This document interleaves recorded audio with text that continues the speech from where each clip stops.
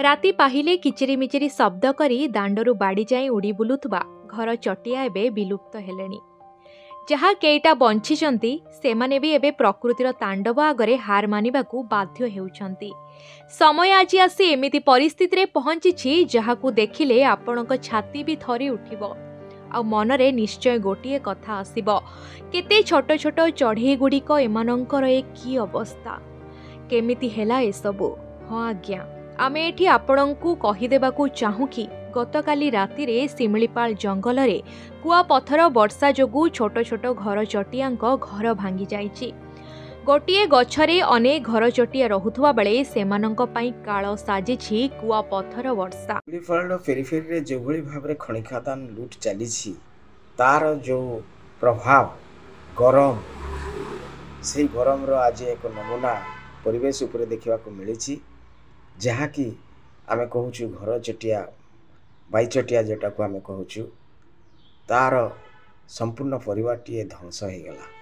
कारण से माने गोटे गछरे नाही नाही करी 500,000 संख्यार थांती, कुआपथर माड़ तांको आज निश्चिह्न करदेला। यह सबुठ बड़ सिमिलीपाल एक दुखद घटना। ता छड़ा एमिति तो अनेक घर द्वार नष्ट होइछि, से तो पुणी तैयारी हो पार, किंतु यहाँ जो जीवन जो क्षति वंशर जो नष्ट है एमती कमी कमी जाऊा बेले एमाने जे केबे निश्चिन्न हो कथा कहीहब ना। तेणु सिमिलीपाल जो मैंने परिवेश उपरे काम कर बहुत व्यथित कर मु जड़े सिमिलीपाल प्रोटेक्शन ग्रुप रो मुख्य। तेणु मत ये सबुठ बेसी बाधी।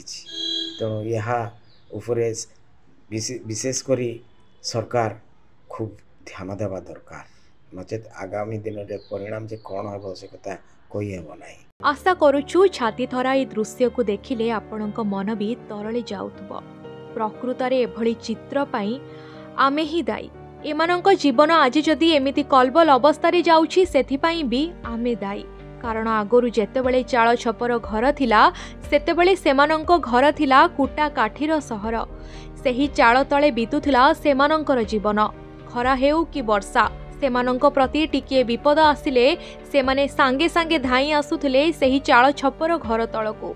किंतु आज समय बदलिछि। एबे सहर तो दूरर कथा, गाँव रे भी एबे आउ चाळ छपर घर नाही। मोबाइल नेटवर्क कथा तो बहुत दूर। गाँ की सहर रे चढ़ई पाई सेभली आउ गछटिए नाही।